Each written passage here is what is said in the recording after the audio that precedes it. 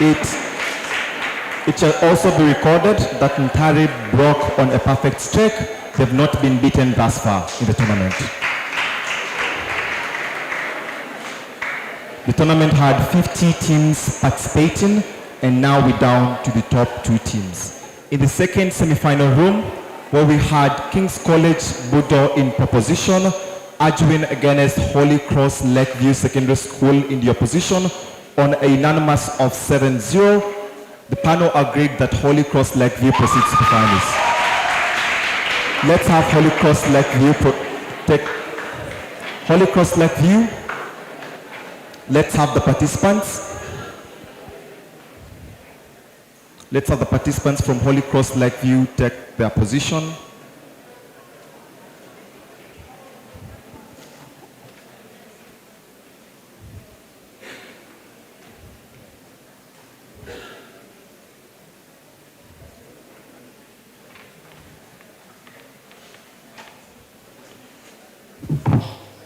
And as that happens, we're going to have the motions for this round read. The motion is prepared. That means we may not have prep time within this round, and as soon as the final panel takes their seats, we shall start off with the grand finale. The 2 teams have a vote on the word equity and the word cup.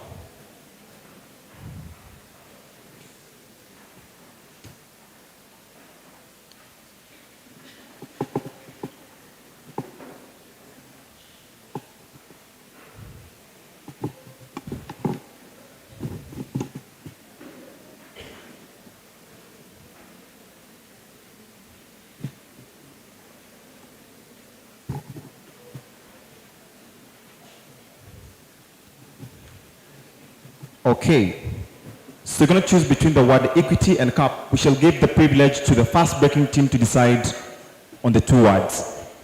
Equity or cup. You can use the mic. Equity or cup. So they choose the word cup. Let's have a captain from this side and one from this side. Team captain.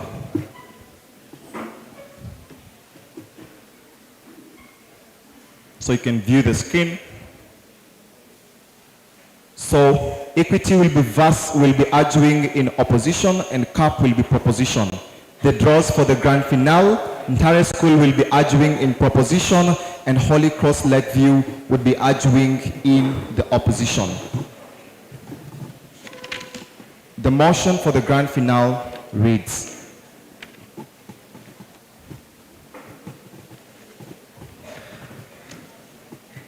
This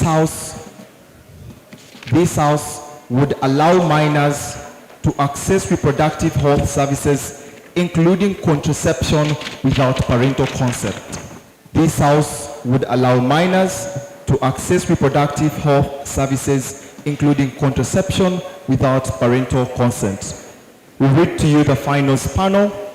As it is the norm at this specific championship, we will have an 11-man panel that will decide on the fate in this round.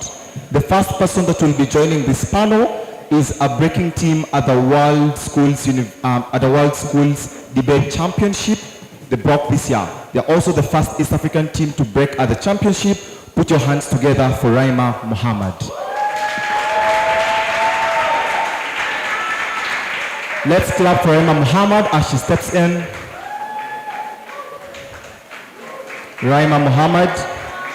So that is Raima Muhammad, the first person on the panel. Please come up front.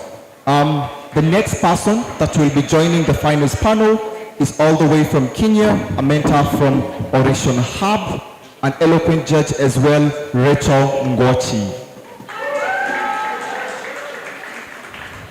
Okay, the next person that will be joining the panel, we look at growth, but from the feedback as well, we all agreed that the semi-finalist from the National Debate Council 2023, Magom Raymond, makes the panel. Let's have Magom Raymond. Give him a round of applause. The next person joining this panel as well is the novice champion at the Chambogo University Debate Open, as well Rona Namodu. Philomena. Let's put it up to Philomena. The next person that will be joining the panel is a 2-times University Debate Nationals champion, 2022 and 2021 back-to-back. He's also the best judge at the last year's edition. That is none other than Simon Luswata. Okay. The next person that will be joining this panel, she is Masuja Open and the Kwame Nkrumah University ESL champion, none other than Apili Cynthia. Let's put it up to Cynthia. He has won Kenya University Debate Championship. He is also the Deputy Chief Adjudicator at the Olympian 2024 Invitational Tournament. Put your hands up for Kimani Kiragu all the way from Kenya.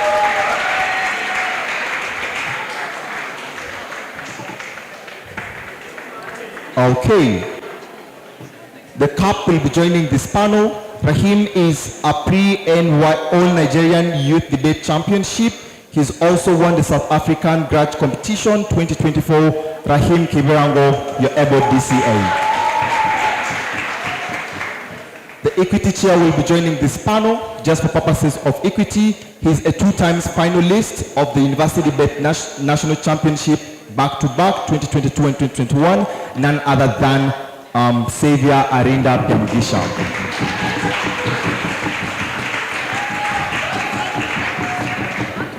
I'll introduce myself and have the finals chair.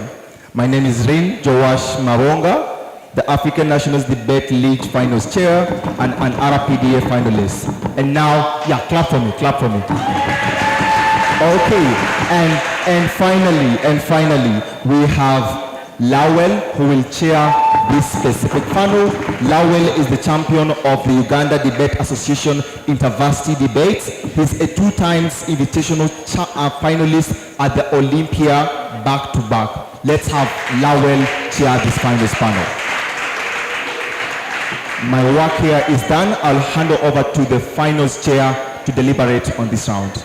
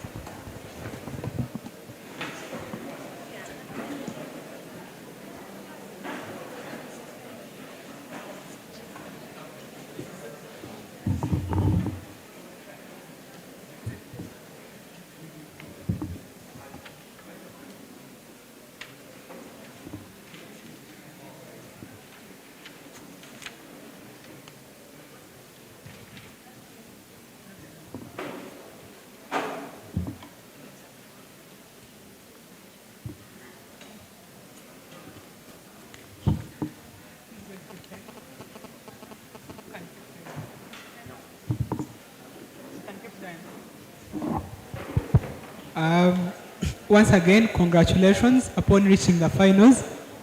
My name is Lowell. Once again, I'm going to be your chair. Just to remind you of the time, you will have 5 minutes for the first speeches and 4 minutes for the subsequent speeches, right? Cross-examination is 1 minute. Thank you so much. Cynthia is going to be your timekeeper, and she will tell you how she's going to keep time.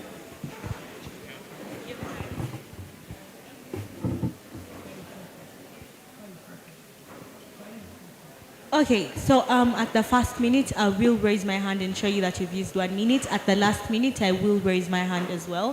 When your time is up, you'll hear the alarm go off.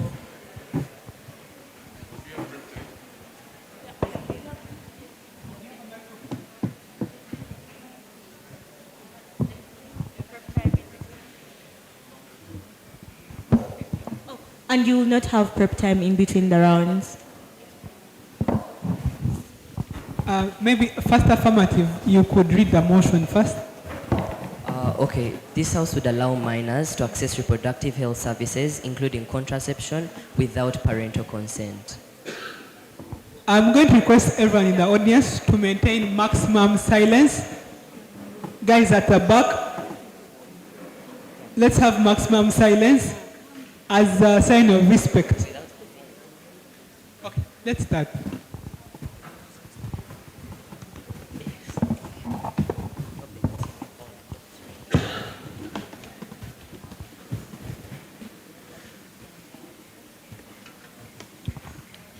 Okay, so a little bit of introduction. My name is Wamani Walter. I'll be doing the opening speech for Side Affirmative, which is Ntare School. Also, a bit of context on that is I'd like to appreciate a lot of the people that put in a lot of effort towards bringing us here. To my amazing coach, the beautiful lady that was serving fairy tale princess yesterday, I thank you so much for that, and I thank you for all the effort that you put in within that. I appreciate all the teams that put in effort, and to King's College Budo for the immense effort that their particular debate team put in, and I beg the administration to sort of give initiative toward that kind of cause. I'll start my speech in 3, 2, 1. Okay, this house would allow minors to access reproductive health services, including contraception, without parental consent. I think it is very important to understand the context of the debate, which is on the idea of health services. The debate is not to say on whether health services are most probably effective or whether we have them in the first place. The debate is to say, imagining perfect effectability of the health services or imagining health services at their best. Would we then necessitate minors to first seek parental consent or to go for the health services? We then establish that, and we think it is something that needs to move throughout the debate. But then also too, on the idea of most probably sex drive or sort of, sex intuitive thought in that particular idea. We think that at a point in time like this, where minors are most probably maybe promiscuous in that particular sense, it is wrong for us to argue that in negative side of the world, we then solve that problem. We think in the 21st century, most probably because of certain things like modernity, teenagers are very sexually active, and those are things that exist in the real world in both cases. I think we need to go to the idea of minors. It is wrong for us to assert that every minor is not maybe rational or cannot make a good decision. It is entirely wrong for us to categorize and generalize on the idea that minors are maybe just not dumb enough to then come up with the right decisions. But then also too, on the ideas that the idea that minors must probably have a right to their own bodies. It is important for us to understand the minorities in this particular sense. Minors are people who go through real life problems, who have teenage pregnancies, and these things affect them in that sort of way. They also have a responsibility and a right to their own bodies. It is wrong for us to deny people a right to protect their health and then give themselves sort of the best ways to achieve certain things in that particular sense. But then also on the idea of particularly the importance of this autonomy. I think this autonomy most probably gives minors a source of responsibility, or then gives them a sort of sense of what it looks like to go through real world problems. I think giving them or making them go through parental consent, even when the parent says no, does not shield the existence of this idea. The idea exists, and if you protect minors from those sort of things, they will find them even later on when they are not minors probably. But then also too, on the idea of maybe the people that we're looking at in this debate. I think the generalization of minors does not segregate people who do not have parents. I think people who do not have parents are people who also need to be taken care of in this particular debate. And then also another ground of establishment is on particularly what parents are like.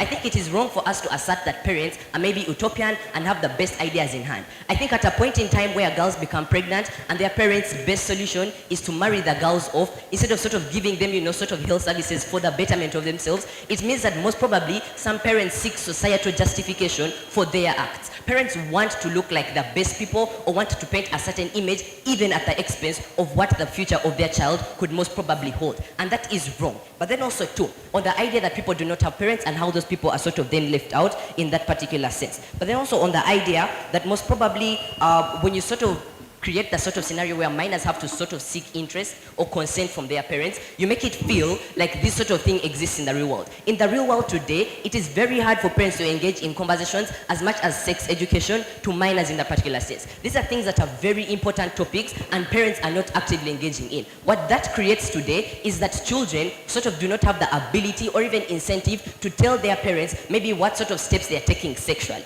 That idea is a concept that exists. So the clarity on most probably why children would most probably even seek parental consent in the first place is something we need to draw on. The problem is that children are sort of scared that the parents could lash out on them or even throw them out or disregard them for any sort of thing that then puts them in immoral positions. That is wrong, because when children make mistakes, it is most probably human to error. And when you blame people for things that most probably A, are not their fault in cases of rape, but then also 2, things that even happen to adults in that sense, it is still wrong. But then also on the idea of reproductive health services. Reproductive health services could include contraception, but not probably limited to that. These are things that include active advice to particular people. These are things that include advice on even the basic things of reproductive health and how to stay healthy in that particular regard. These are things that are important for minors, and these are things that parents have failed to do particularly. Parents are maybe too shy to engage with minors in that sort of sexual conversation, and we need expertise in that regard. We show you that particularly we need to protect the vulnerable people in this particular sense, and then even what happens when parents seek consent in that particular regard.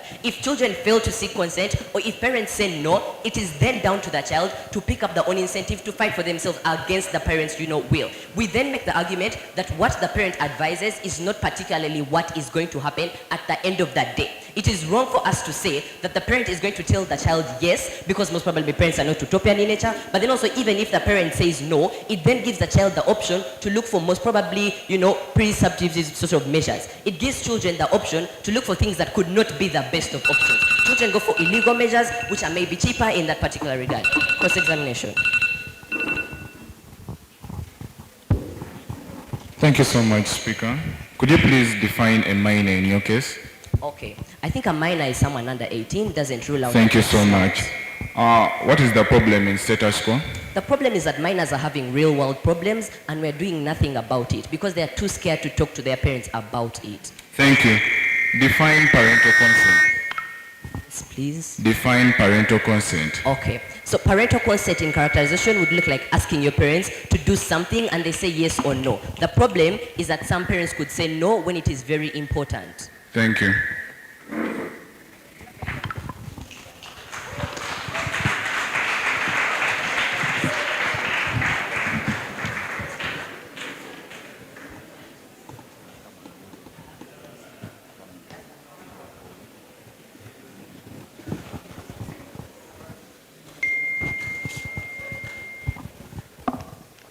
So before I begin my speech, I'd like to thank Holy Cross Lakeview for the efforts they put in us during the practice.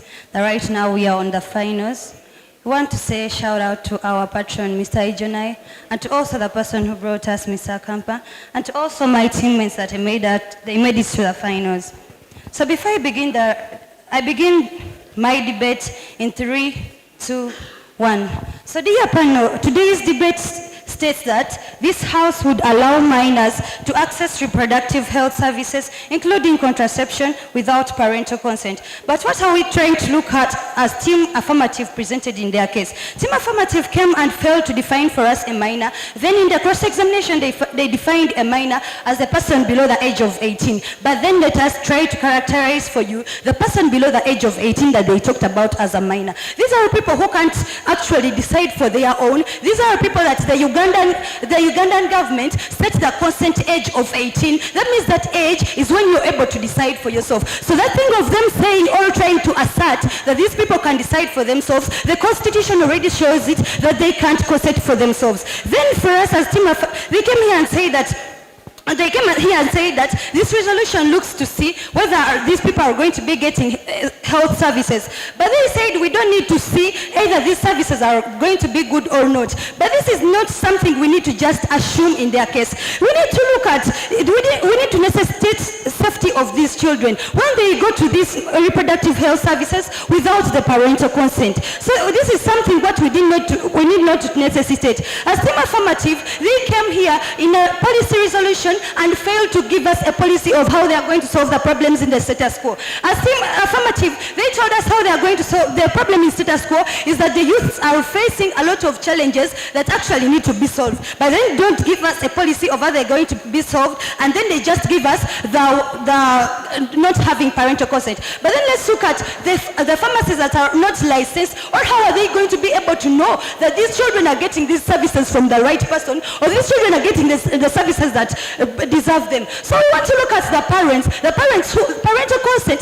they say a parent, you need to get consent from your parent. So look at the people on the youths on streets that don't have parents, like in their case, that don't have anyone to consent to, or like they say, so how are they going to Okay, to leave that alone, they told us in parental consent. For us as Team Negative, we define parental consent as anyone you can get consent from in schools, at home, who this person has a responsibility of you. They can take care of you when you're in a burden. So we as Team Negative want to look at that these problems actually face the child. Yeah, they face the child, but then they hurt the parents more. These parents are meant to see their children survive in the world, but look at the situation where the person, so they came and told us they're making it a policy, or they would allow minors to go for reproductive health services. But realize abortion is a common reproductive service. So they are making these people go for abortion without consent from their parents. And when this person dies, who is going to be held accountable in the government of Uganda, whereby abortion is not legalized? So who is going to be held accountable? The parent who is actually caring for this person. So let's look at what they came and told us. So they came and told us that these people, the young people, fear to tell their parents. But why should they fear? If you're having a genuine reason, you have a genuine reason of education, and you actually, the parents are giving it to you. So if you have a genuine reason of circumstances that may happen, if you don't know, then tell it to your parents. You might be kidnapped, you might be raped on the road, and they are going to allow you because it is a genuine reason, and they have the consent to you. So they came and told us, we want to look at the gap that will be created between a child and a parent in their case. We look at when someone goes for reproductive health services. Let's look at how Ugandan parents are seeing this thing. They are seeing it as a negative case. But for us in Team Negative, we come with a policy of sensitization. To sensitize the ignorant parents that they talk about, to sensitize even the parents who see reproductive health as a negative impact, so that when the parents are sensitized and they know this, they will be able to allow the children to go for it, because they know it is for their benefit. They know, but look at a situation where it has been left, whereby a child is going to go, let's say in schools, and it has been said without parental consent. So in a school, someone can easily get out, and they are deceiving to the administration that is because of reproductive health services, but they are going to join robbery, they are going to do other things out there, and then lie to reproductive health without consent. But with consent, you're able to tell the teachers, I'm going for reproductive health services, and with consent, you're going to get someone to escort you to those services. So when these contraceptives hurt you, or the contraceptives you use don't enable you to give birth later, who is going to be affected? It's your parent. All the effects, all the costs, we realize the contraceptives are expensive, so the costs go back to the parents. So we are Team Negative. We want to say that our arguments, we stand on the argument that says that parents have full responsibility over their children to live and influence the decisions they make. Number two is that parents offer psychological and emotional support to minors when accessing reproductive health services. Then parents are able to pay reproductive health services, which are expensive. With that, I beg to submit.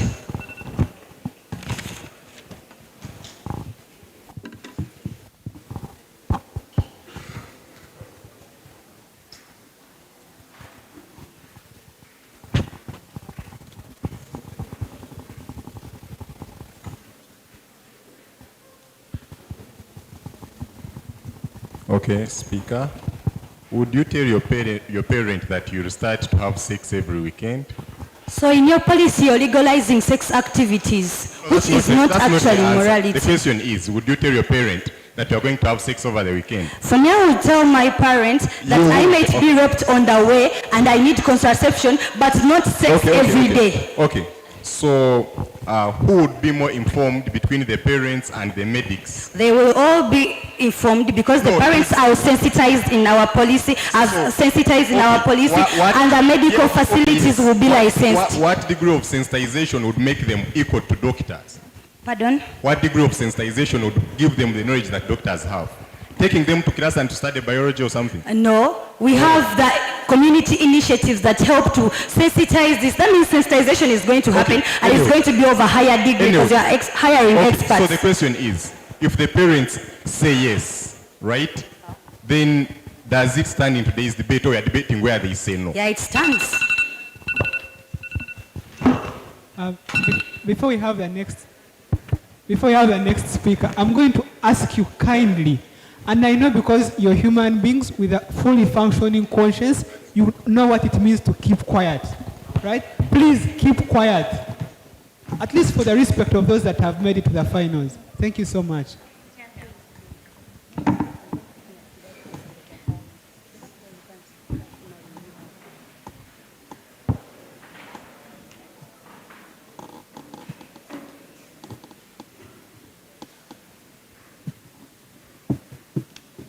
Okay.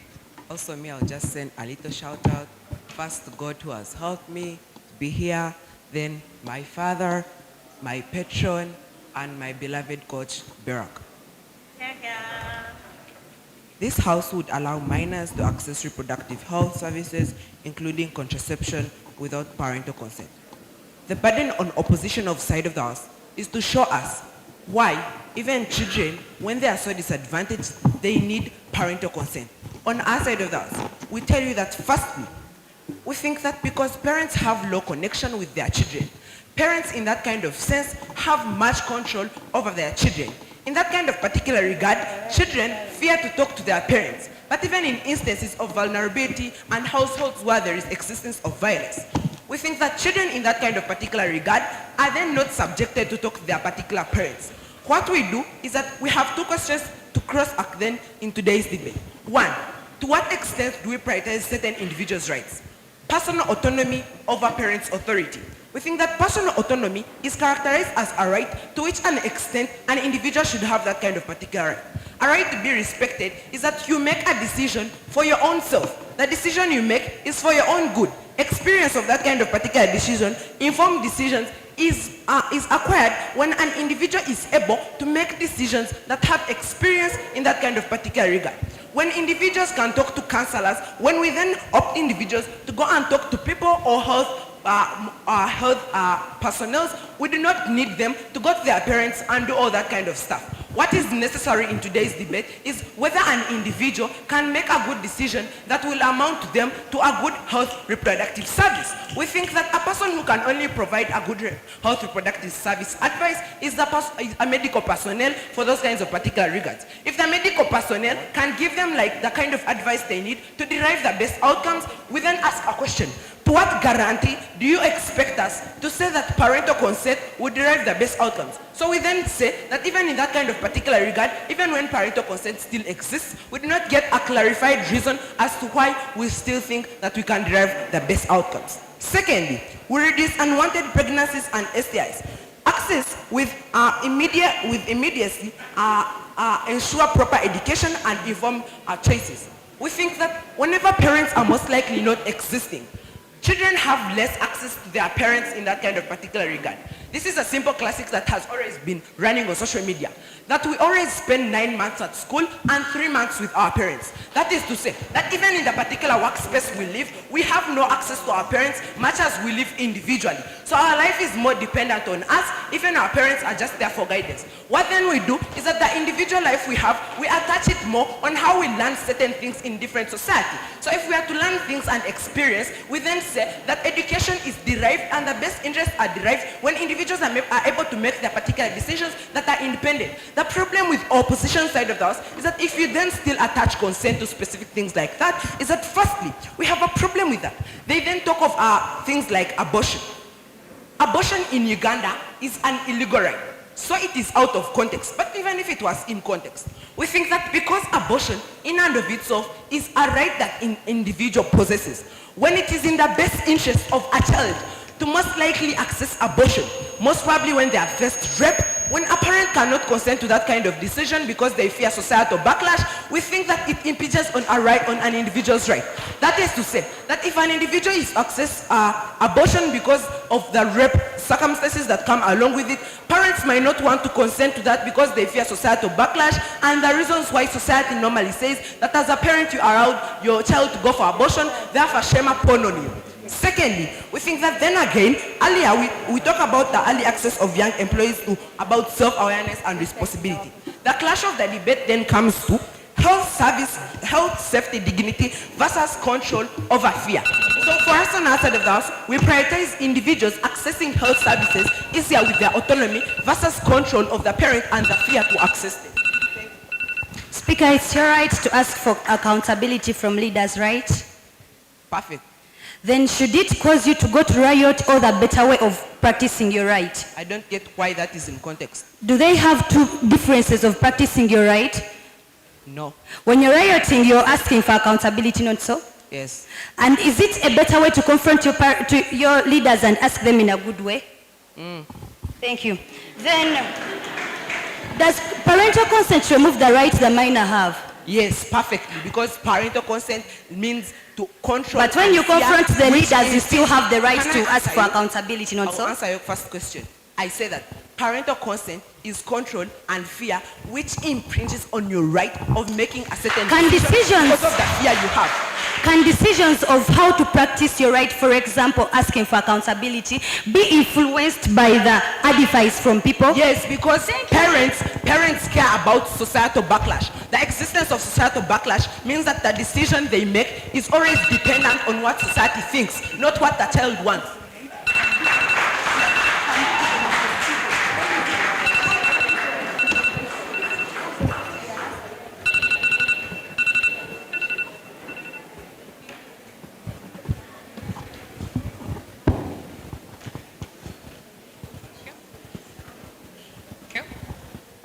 Panel, my speech begins in 3, 2, 1. Resolved. So basically, right from the cross-examination that was actually given to the precurrent speaker over here from Team Affirmative, he was actually asked whether whether the decisions of a right can actually be influenced by advice, which he clearly agrees to. So we actually see that at the end of the day, if these individuals or these minors are actually getting this consent or this advice from their parents,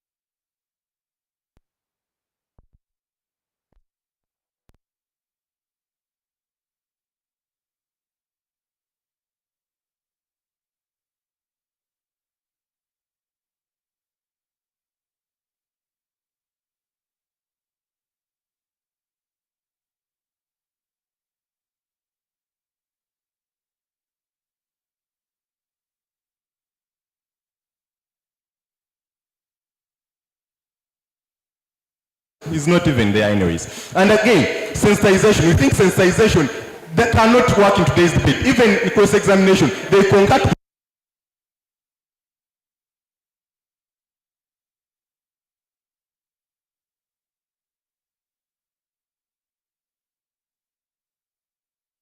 to that. Even things like advice come in. So even if you sensitize, we don't think that is something that can take away our side anyways. But let's look at the right to their bodies. We think minors need the right to their bodies, right? But the fact of the matter is, even if you didn't give them the right, what happens? You cannot put them in jail. They will still control their bodies. So the idea is, if they then control their bodies, are they safe controlling their bodies? That's what we run in today's debate. Because you do not put the chain on their reproductive parts, right? So what you can do is make sure they are protected. Pano, let's say they say good services, right? They urge that from their side of the house, the parents can maybe support you and you get good services. But Pano, notice that this all occurs in a world where there is consent. It does not occur in a world where there is no consent. But let's look at a world where it is legalized. In a world where it is legalized, that means you can go to the hospital and get relatively good services. But where it is not legalized, that means you have to go for other options. If your parent doesn't want you to abort, but you want to do it, you resort to other measures. This is where you go for cheap products and maybe things that are harmful. Maybe you go to people who are not that qualified, and that is how you end up dying in the first place. On our side of the house, we reduce all this, even if the parent didn't agree. Pano, from our first case, we characterize parents who are not ideal, right? We have parents who are drunkards or maybe uninformed or anything like that. So what happens to these kids, right? We think from our side of the house, we cater for them more, right? Then Pano, on the concept of engagement, I think they do not engage on anything we say. We tell them the point of kids fearing their parents. Very few kids are going to come up to their parents and be like, Daddy, I want to have sex, right? So in an instance where they do not, they need to be protected anyways. So even if they ask, we think that is completely irrelevant to our side, because today's debate doesn't have consent. And Pano, to remind them, maybe in their third speech they can try to save their dead case or maybe bury it. It is about consent, not advice. So for as long as you go to your parent, he can give you as much advice as he wants. But when you think the advice is not relevant, what do? You go for the illegal measures or you do the right thing. Thank you. I beg to raise our case. Proud to affirm.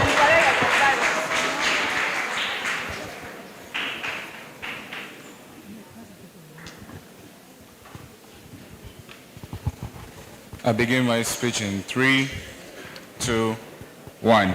Now, panel, today's debate here are actually clashing on mainly consent. Team affirmative here comes and mainly talks about consent, and us in our world looks at mainly saying no. But consent is whether I say yes or no, not mainly only looking at no, which this is what they fail to understand. Now, realizing their world, they're actually legalizing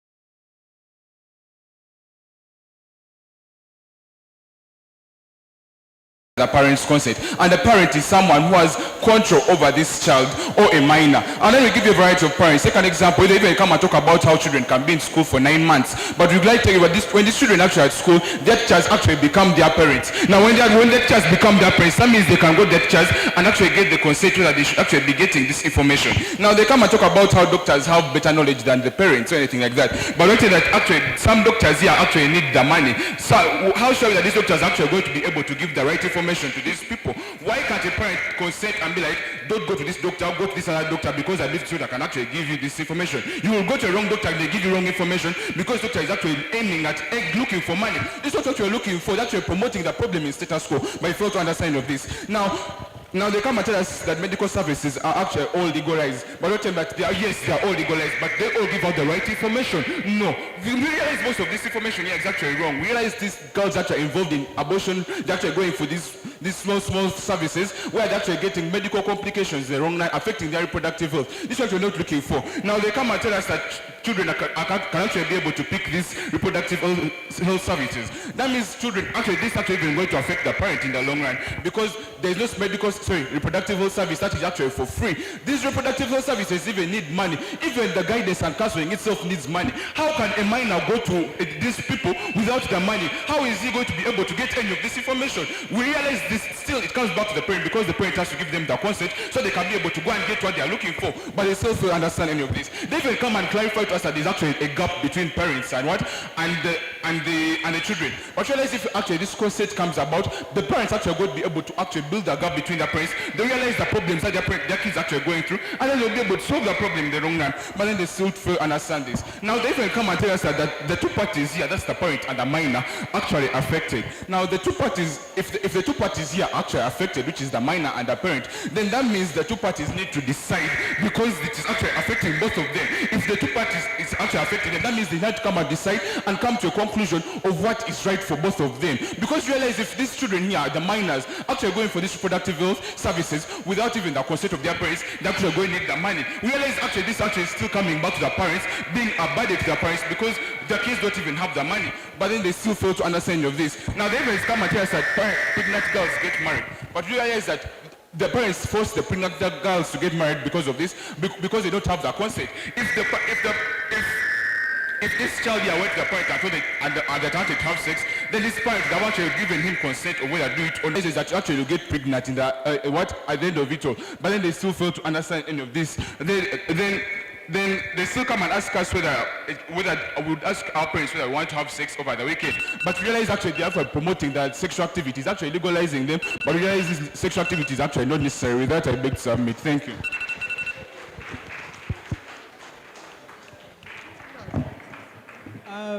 Guys, thank you so much for that round.